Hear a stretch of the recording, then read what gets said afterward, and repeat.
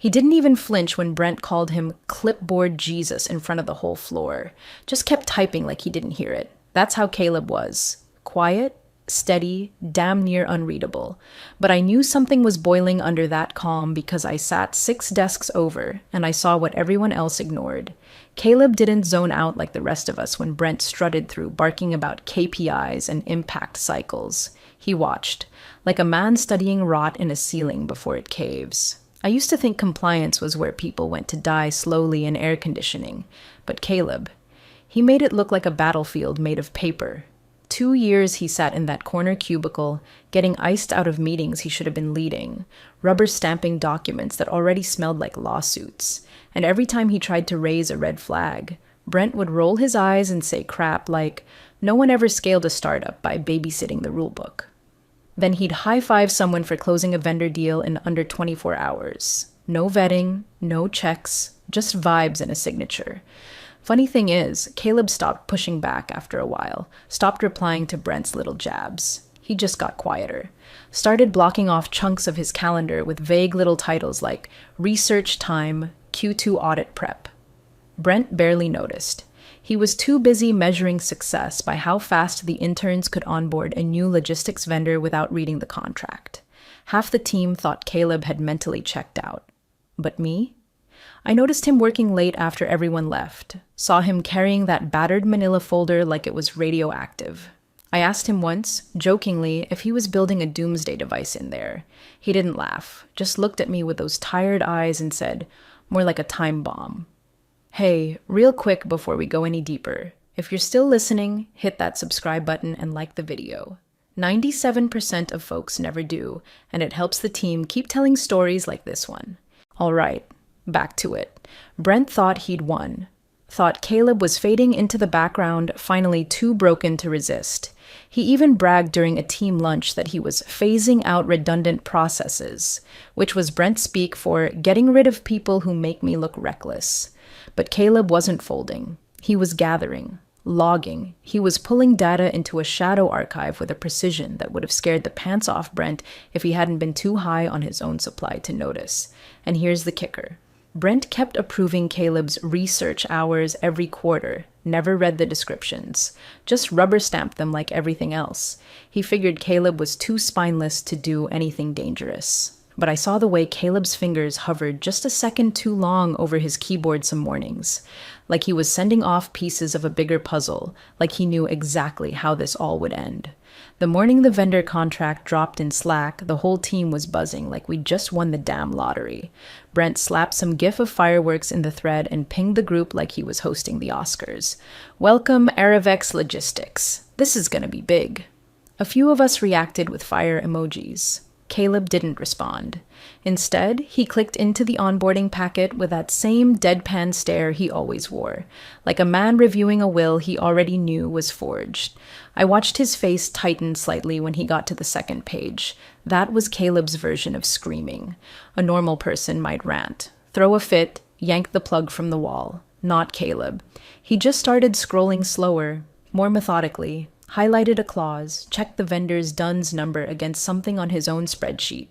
His jaw clenched. Barely, but it was enough to know something was off. At 10:14 a.m., he tagged Brent in Slack. Simple, direct, no drama. Flagging discrepancies in Aravex onboarding records. Missing secondary compliance attestation and possible conflict with Section 4.7 of our federal procurement agreement. 3 minutes later, Brent replied with a classic digital slap. No more doomsday audits, Caleb. Just approve it. Then he added a laughing emoji. Public thread. Everyone saw it. No one said a word. And just like that, it was done. Brent overrode him. Again. Like always. The approval box got checked. But I noticed Caleb didn't close the file. He renamed it instead. Quietly. Right there at his desk. Something subtle. Aravex V1 flagged artreview.pdf. Then he slid it into a folder I'd never seen before, one labeled in a ciphered string of letters and numbers that looked like gibberish to anyone else. But I'd seen him use that system before. It meant the file was going to his encrypted drive, not the company server, off-grid. He didn't sigh, Didn't make a scene. Just opened a notepad, typed something with a timestamp, and plugged in an external backup key under the desk.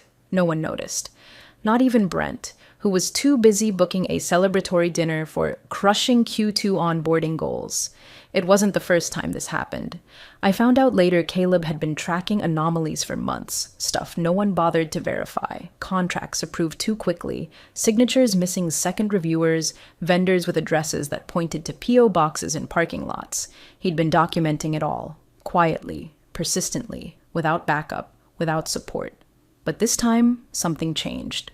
That night, long after the office emptied out, Caleb stayed behind. I passed by him on my way out. He didn't even look up, just muttered something like, "If they won't keep the receipts, I will." Next morning, a small LED light glowed from under his desk, an automatic mirroring device. I'd only seen one once. They're used to push encrypted files to external servers on an hourly cycle. Shadow backups. Untraceable if you know what you're doing. That was the moment I knew. Caleb wasn't just documenting mistakes anymore. He was building something, quietly, carefully, like an architect drawing blueprints for the fallout. It was a Tuesday. I remember because the office coffee machine was already down again and Brent was stomping around like his iced Americano was the only thing keeping the company afloat. Everyone was half asleep in the morning scrum when Caleb opened an email, blinked once, and went still. Not confused, not panicked. Just still, like a man who'd heard the final click of a loaded chamber. The email wasn't even meant for him, not directly. It was a sloppy CC job on a vendor status thread. Buried halfway down was a casual sentence from Brent to legal. Approval for Encarta, Solvtech, and Primex has been signed off. All clear to move forward on the subcontractor packets. 3 foreign subcontractors, no review history, no I-9 verification trail, no secondary compliance check. Nothing but Brent's greasy signature and a timestamp. That was it. The line. The one Caleb had been circling for months finally got crossed, and not in pencil. This was full ink fraud, and under Noventa's federal procurement guidelines, it was more than just internal rot. It was breach territory. Serious breach. The kind of breach that invites audits, fines, maybe even federal debarment. And there it was, dangling like a worm on a hook in a thread no one expected him to read. Caleb didn't say a word, didn't send a reply. He just clicked out of the window, opened his quarterly goal sheet, and added a new line item under his research objectives. Process vulnerability mapping, Q3 initiation. Brent approved it an hour later without reading a damn word. From that moment on, Caleb shifted. No more flags, no more warnings, no more trying to shake the tree from the inside. He stopped caring if anyone saw what he was doing, because no one ever looked close enough to know. He built a sandbox directory on his secure drive, titled everything with neutral corporate jargon, and started pulling data. Not just Encarta, Solvtech, and Primex. He began cross-referencing every subcontractor approval in the last 14 months against internal I-9 logs and external vendor clearance records. By Friday, he'd identified 17 cases of unverified subcontractor onboarding, 3 with expired tax IDs, 2 flagged on federal watch lists, 1 traced to a known shell firm in Singapore, all signed off by Brent, every last one. And what was Brent doing during all this? Pacing around all high on his own fumes, mocking Caleb for spending another week in spreadsheet hell. During the Thursday stand-up, he even joked, "What's our clipboard crusader cooking up now? Theoretical non-compliance? A love story?" The whole room laughed. Caleb just nodded once, like someone noting the time of death. That weekend, he updated his Mirror Drive configuration to push live backups every 6 hours, renamed his local folders under neutral acronyms, backed up Slack threads, isolated every approval Brent had fast-tracked. The detachment wasn't emotional, it was surgical, like he wasn't even angry anymore, just done. Like he'd already filed the obituary and was now focused on the autopsy. No one noticed the change. Not really. Brent thought he'd finally broken him. The rest of the team just figured Caleb was spiraling deeper into his busy work. But what none of them realized was that Caleb wasn't analyzing failure anymore. He was preparing to certify it. By the second week of July, Caleb had stopped using his work laptop for anything but camouflage. It sat on his desk like a prop in a stage play, Slack open, spreadsheets half loaded, the occasional token keystroke to keep Brent off his scent. But his real work, the kind that mattered, was happening on the cold little personal rig tucked beneath his desk, linked to a drive that never touched Noventa's network. That's where the connections started to click into place.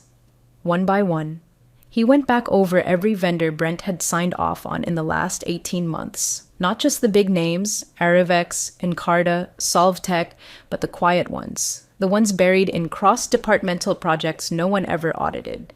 Caleb matched each one to federal onboarding criteria, ran their EINs through public registries, then cross-checked them against internal HR memos that had somehow vanished from our main records, but still lived in his backups.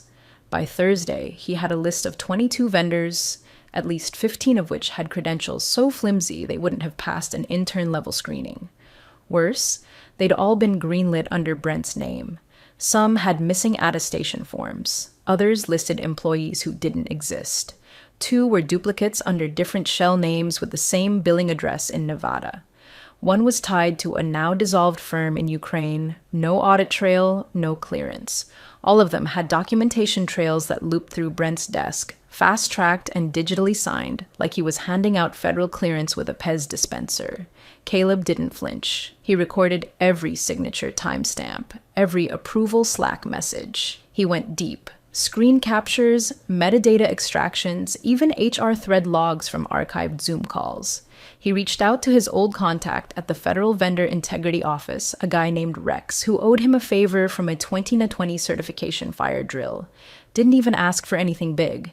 Just asked Rex if the names Solvtech or Primex Solutions sounded familiar. Rex's reply came 6 hours later. "We've got both flagged for pending review. Who's your contact there?" Caleb didn't answer. He just closed the message and locked the archive.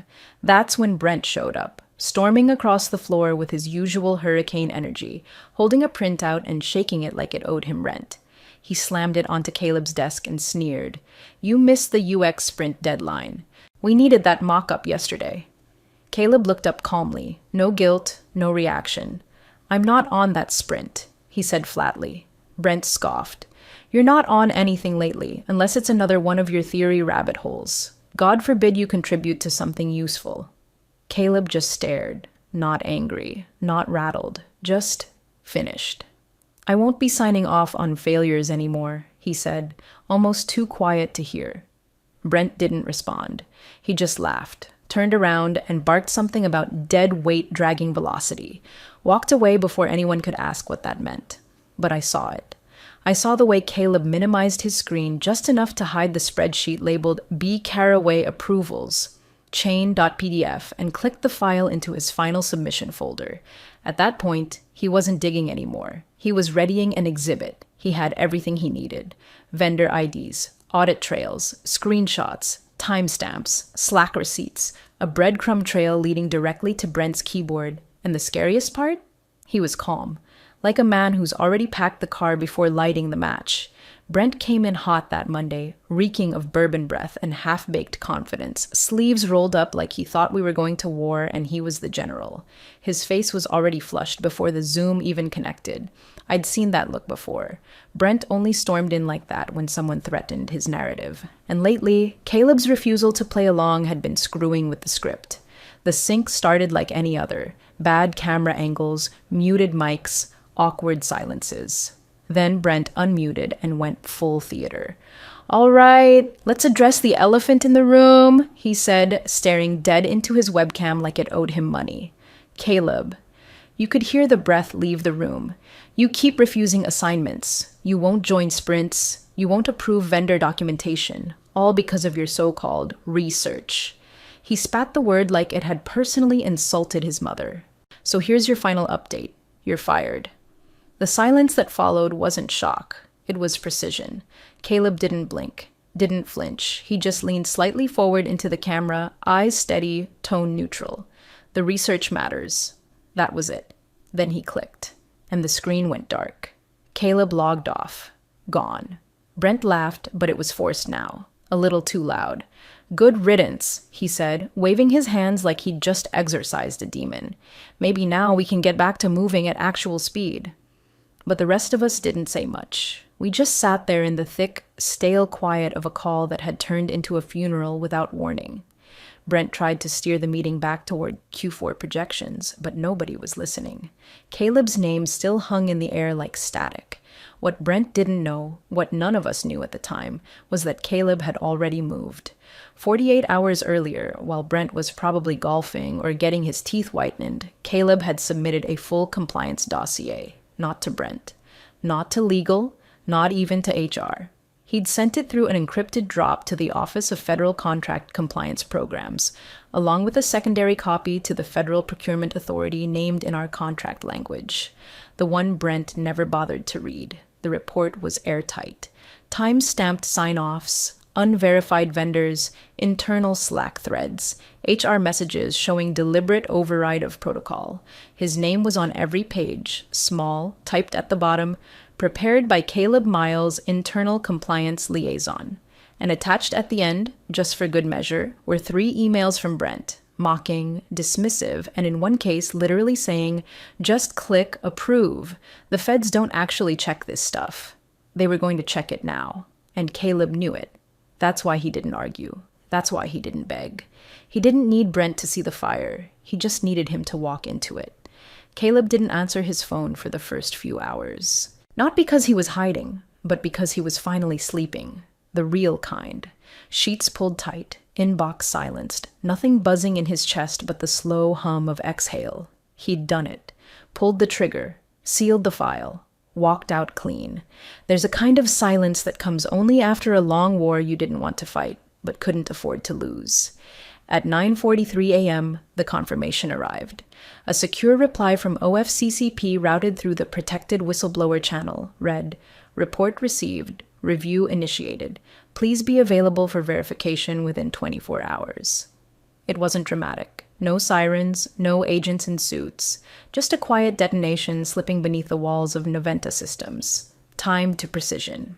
Caleb sat up in bed, read the message, and nodded once. Then he opened a document titled Exit Package, Revised, and updated the date to reflect a voluntary departure, signed 48 hours prior to Brent's Little Monday meltdown. He wasn't just protecting his job history, he was protecting the digital chain of custody. Every file he'd submitted had to match exactly to the versions in his mirror vault, unaltered, time-stamped, and untouched by Noventa's grubby hands. He re-encrypted his local archive, activated an additional failover in case anyone tried to wipe or remotely access his personal drive, then uploaded a checksum file to an independent time-stamping service. Chain of custody, sealed, bulletproof. Meanwhile, back at Noventa, the delusion was still holding. Brent strutted around like he'd performed a mercy killing.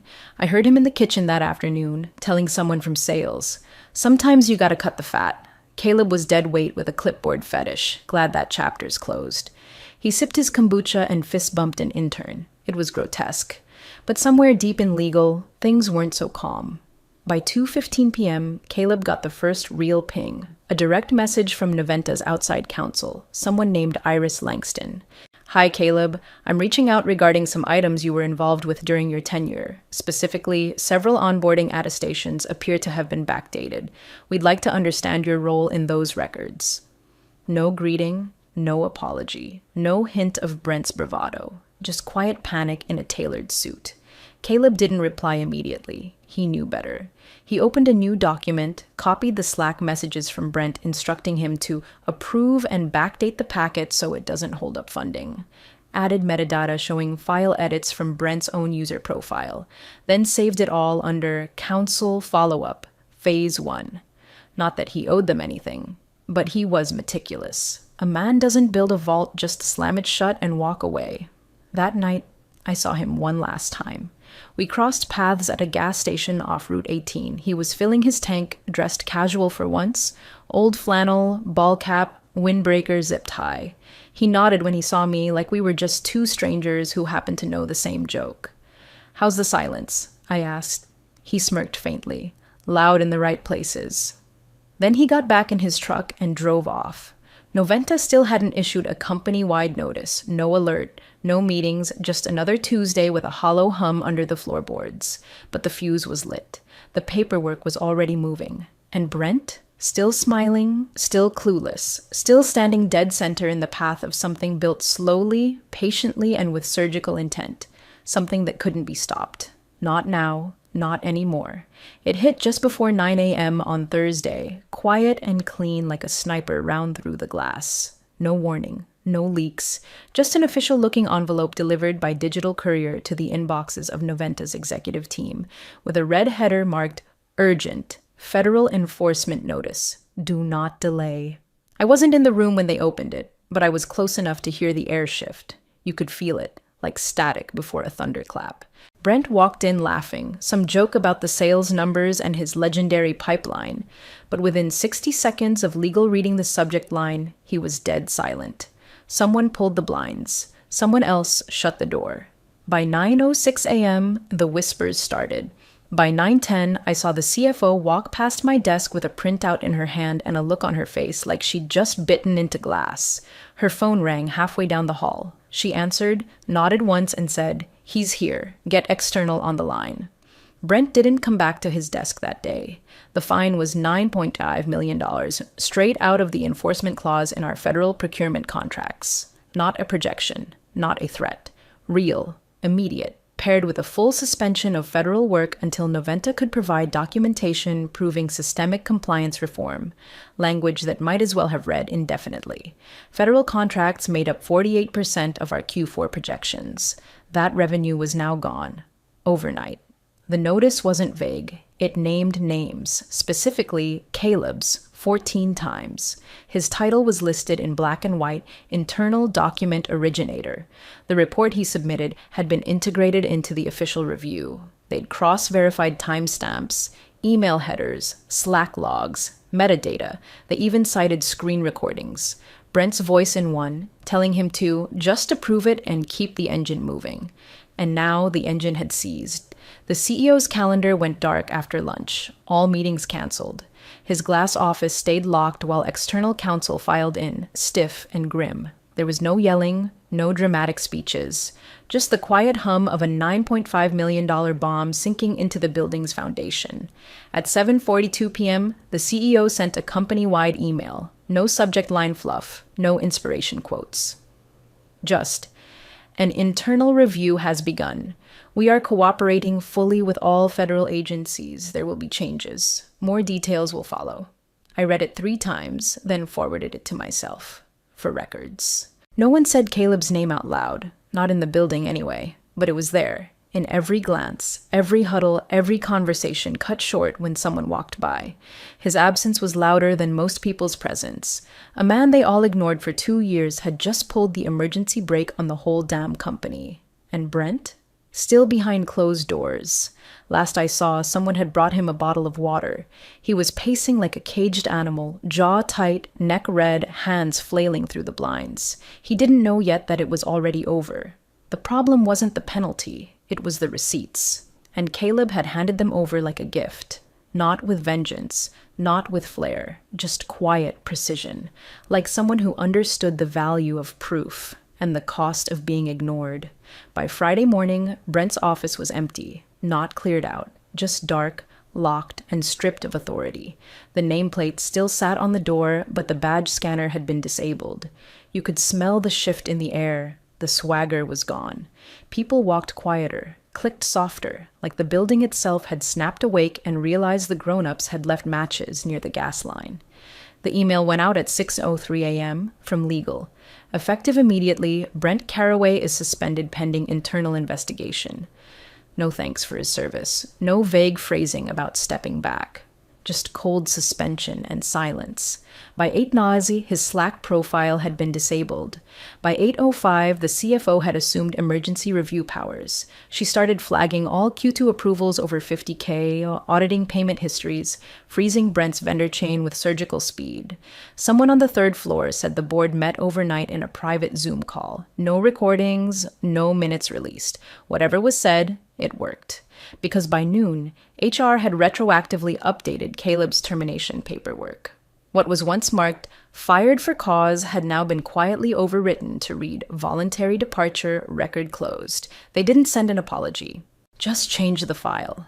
As if digital erasure could scrub away the months of disrespect and the very public gutting Brent gave him in front of the entire team.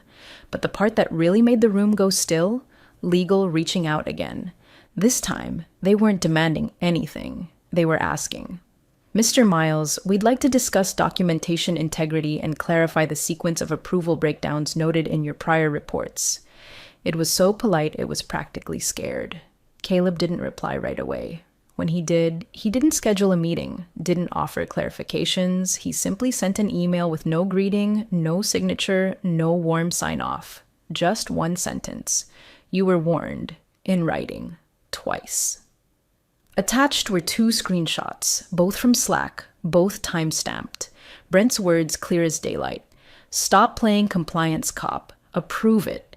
The feds don't actually check this stuff, Caleb. Just move it through.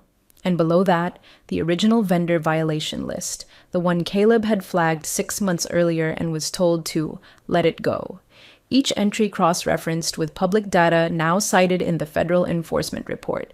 Vendor names, addresses, sign-off dates, every one of them a liability wearing a fake badge. No follow-up email, no questions. Just the sound of legal going very, very quiet.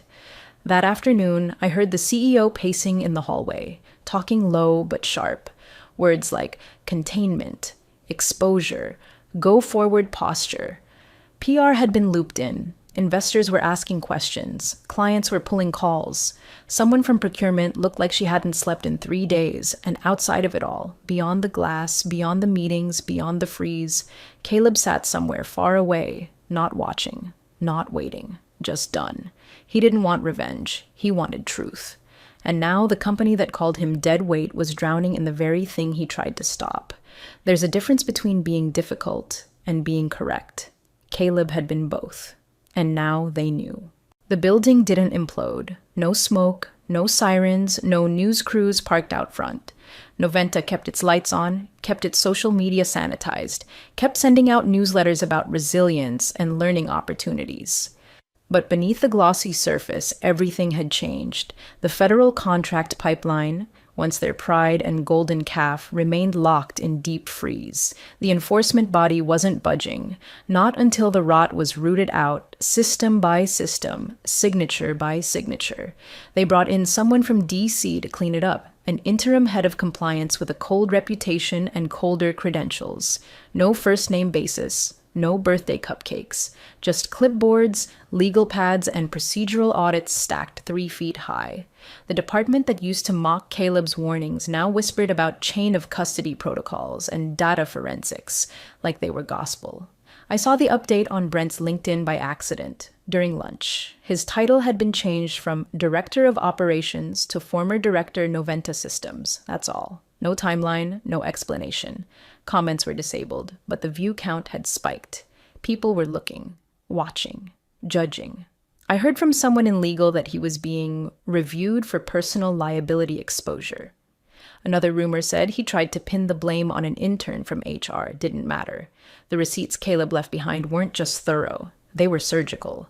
Brent could have tried 100 deflections and still drowned in the weight of his own arrogance.